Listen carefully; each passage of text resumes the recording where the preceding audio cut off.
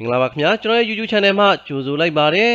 မိတ်ဆွေတို့ကိုဒီဗီဒီယိုဖိုင်လေးမှာဘုသူဒ္ဓဖြစ်မျှဝေပေးချင်တာကတော့ဒီဇယ်အင်ဂျင်ဒီဇယ်ကားတွေမှာအသုံးပြုတဲ့ DPF လို့ခေါ်တဲ့ Diesel Particulate Filter ပိတ်တဲ့အခါမှာဘာတွေဖြစ်နိုင်လဲဒါနဲ့ပတ်သက်ပြီးတော့မိတ်ဆွေတို့ကိုဘုသူဒ္ဓဖြစ်မျှဝေပေးချင်တာပဲဖြစ်ပါတယ်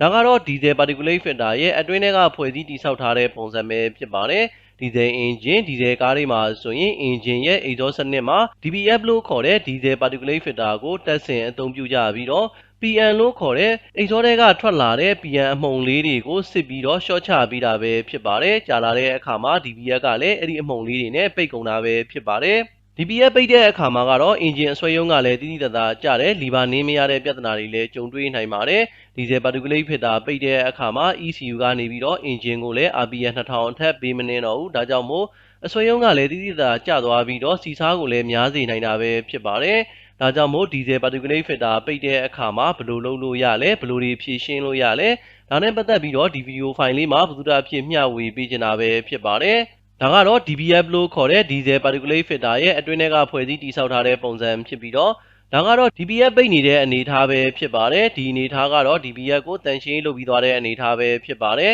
DPF ရဲ့အတွင်းထဲမှာ PM လို့ခေါ်တဲ့ Particulate Matter လေးတွေကအမှုန်လေးတွေကပိတ်ပြီးတော့ DPF ကိုပိတ်စေတာပဲဖြစ်ပါတယ်ကြာလာတဲ့အခါမှာကတော့ exhaust line ကိုပိတ်တဲ့အတွက်ကိုလီဘာနင်းမရတဲ့ပြဿနာကိုကြုံတွေ့စေနိုင်တာပဲဖြစ်ပါတယ်ဒါကတော့ DPF လို့ခေါ်တဲ့ Diesel Particulate Filter ပိတ်တဲ့အခါမှာကြုံတွေ့နိုင်တဲ့အများဆုံးပြစ်ချက်တွေပဲဖြစ်ပါတယ်နံပါတ်1အနေနဲ့ကတော့လီဘာနင်းမရတဲ့ပြဿနာကိုကြုံတွေ့စေနိုင်တာပဲဖြစ်ပါတယ်နံပါတ်2အနေနဲ့ကတော့အဆွဲရုံးကြတဲ့ပြဿနာကိုလည်းကြုံတွေ့စေနိုင်တာပဲဖြစ်ပါတယ်နံပါတ်3အနေနဲ့ကတော့စီစားများတဲ့ပြစ်ချက်ကိုလည်းကြုံတွေ့စေနိုင်တာပဲဖြစ်ပါတယ်နံပါတ်4အနေနဲ့ကတော့အင်ဂျင်အနှိုးထိုင်းတဲ့ပြဿနာကိုလည်းကြုံတွေ့စေနိုင်တာပဲဖြစ်ပါတယ်Diesel Particulate Filter ကပိတ်သွားတဲ့အခါမှာအင်ဂျင်ရဲ့အထွက် exhaust line ကလည်းပိတ်သွားတယ်အဲဒီအခါမှာ exhaust ကောင်းကောင်းမထွက်တဲ့အတွက်ကိုလီဘာနင်းမရတဲ့ပြဿနာကိုလည်းကြုံတွေ့စေနိုင်ပါတယ်ဒါအပြင်လီဘာနင်းမရတဲ့အတွက်ကိုအဆွဲရုံးကြတဲ့ပြဿနာကိုလည်းကြုံတွေ့စေနိုင်တာပဲဖြစ်ပါတယ်နောက်တစ်ချက်အနေနဲ့ကတော့ဆွဲရုံးကြပြီးတော့စီစားများတဲ့ပြဿနာကိုလည်းကြုံတွေ့စေနိုင်တာပဲဖြစ်ပါတယ်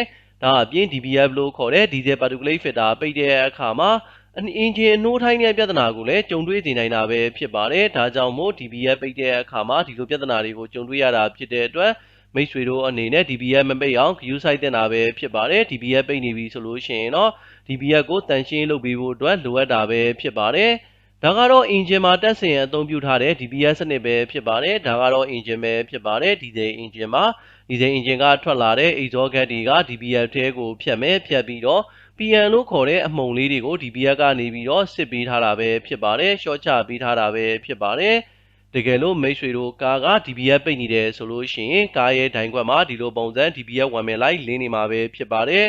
်တကယ်လို့ကားရဲ့ဒိုင်ခွက်မှာဒီလိုပုံစံ DPF ဝင်မဲ့လိုက်လင်းနေပြီဆိုရင်တော့ DPF ပိတ်နေတာဖြစ်တဲ့အတွက်အင်ဂျင်အဆွဲရုံးကြတဲ့ပြဿနာတွေလီဘာနင်းမရတဲ့ပြဿနာတွေကိုကြုံတွေ့စေနိုင်တာပဲဖြစ်ပါတယ်ချို့ရဲ့ကားတွေမှာဆိုရင် DPF ပိတ်တဲ့အခါမှာဒီလိုပုံစံဝင်မဲ့လိုက်လင်းတဲ့အပြင်ကိုကားရဲ့ဒိုင်ခွက်မှာဒီလိုပုံစံ Particulate Filter System for C Owner Manual ဆိုတဲ့စာတမ်းလေးပါပေါ်နေတာပဲဖြစ်ပါတယ်ဒါကတော့ Particulate Filter ပိတ်နေတာဖြစ်တဲ့အတွက်ကိုတန်ရှင်းလုပ်ခိုင်းတာပဲဖြစ်ပါတယ်Particulate Filter ပိတ်တဲ့အခါမှာကားရဲ့ဒိုင်ခွက်မှာဒီလိုပုံစံဝင်မဲ့လိုက်လဲလင်းလာစေနိုင်တာပဲဖြစ်ပါတယ်ဒါကတော့ကားစီးနဲ့စီးကတော့ဝင်မဲ့လိုက်ကအနည်းငယ်ကွာခြားနိုင်တာပဲဖြစ်ပါတယ်ဒါကတော့ DPF လို့ခေါ်တဲ့ Diesel Particulate Filter ပိတ်တဲ့အခါမှာ DPF ရဲ့ဝင်မဲ့လိုက်တွေပဲဖြစ်ပါတယ်ချို့ရဲ့ကားတွေမှာဆိုရင်တော့ဒီလိုပုံစံဖော်ပြပေးတာပဲဖြစ်ပါတယ်ကားရဲ့ဒိုင်ခွက်မှာချို့ရဲ့ကားတွေမှာဆိုလို့ရှိရင်တော့ဒီလိုပုံစံဖော်ပြပေးတာဖြစ်ပြီးတော့ချို့ရဲ့ကားတွေမှာဆိုလို့ရှိရင်တော့ဒီလိုပုံစံဖော်ပြပေးတာပဲဖြစ်ပါတယ်ချို့ရဲ့ကားတွေမှာဆိုရင် DPF ပိတ်တဲ့အခါမှာပိတ်တဲ့ရာခိုင်နှုန်းအလိုက်ကိုအင်ဂျင်ချန်မီနဲ့ပါတွဲပြီးတော့လင်းလာစေနိုင်တာပဲဖြစ်ပါတယ်ဒါဆိုလို့ရှိရင်တော့ဆက်ထိုးစစ်ဆေးပြီးတော့ပြချက်ကုတ်ကိုဖြည့်ရှင်းပေးတဲ့တာပဲဖြစ်ပါတယ်ဘယ်လိုပဲဖြစ်ဖြစ် DPF ပိတ်တဲ့အခါမှာကတော့မဖြစ်မနေတန်ရှင်းလုပ်ပေးဖို့အတွက်လိုအပ်တာပဲဖြစ်ပါတယ်DPF ကိုတန်ရှင်းလုပ်တဲ့အခါမှာသူ့ကို regeneration လို့ခေါ်တာပဲဖြစ်ပါတယ် DPF တန်ရှင်းလုပ်တဲ့နည်းကတော့9နည်းရှိပါတယ်3နည်းကတော့ကိုယ်တိုင်လုပ်စရာမလိုဘဲနဲ့ကားကနေပြီးတော့ auto ပြုလုပ်ပေးတာပဲဖြစ်ပါတယ် passive regeneration active regeneration နဲ့ distant regeneration တို့ပဲဖြစ်ပါတယ်ဒီ3နည်းလုံးကတော့ကားကနေပြီးတော့ auto လုပ်ပေးတာပဲဖြစ်ပါတယ် distant regeneration ဆိုလို့ရှိရင်လည်းကီလိုမီတာ950ကနေပြီးတော့1000လောက်အတွင်းမှာဆိုလို့ရှိရင်auto ပြုလုပ်ပေးတာပဲဖြစ်ပါတယ်ဒါကတော့ queue site ဆရာမလိုပါဘူးဒါပေမဲ့နံပါတ်4အချက်ဖြစ်တဲ့ customer edited regeneration ဆိုတာကတော့ owner manual ကိုကြည့်ပြီးတော့ regeneration ပြန်လုပ်ပေးဖို့လိုအပ်တာပဲဖြစ်ပါတယ် DPF ကိုဆေးပေးဖို့လိုအပ်တာပဲဖြစ်ပါတယ်နံပါတ်5အချက်ဖြစ်တဲ့ service regeneration ဆိုတာကလည်း scan 2ကိုအသုံးပြုမယ်သို့မဟုတ် switch ကိုအသုံးပြုပြီးတော့ DPF ကိုဆေးပေးရမှာပဲဖြစ်ပါတယ် DPF ဆေးတဲ့အခါမှာကားမှာ DPF ဆေးတဲ့ခလုတ်ပါတယ်ဆိုလို့ရှိရင်တော့ခလုတ်ကိုနှိပ်ပြီးတော့ DPF ဆေးလို့ရမှာပဲဖြစ်ပါတယ်ဒါပေမဲ့ချို့ရဲ့ကားတွေမှာဆိုရင်တော့ DPF ဆေးတဲ့ခလုတ်ကမပါပါဘူးဒါဆိုလို့ရှိရင်တော့ scan 2ကိုထိုးပြီးတော့မှ DPF ဆေးပေးဖို့လိုအပ်တာပဲဖြစ်ပါတယ်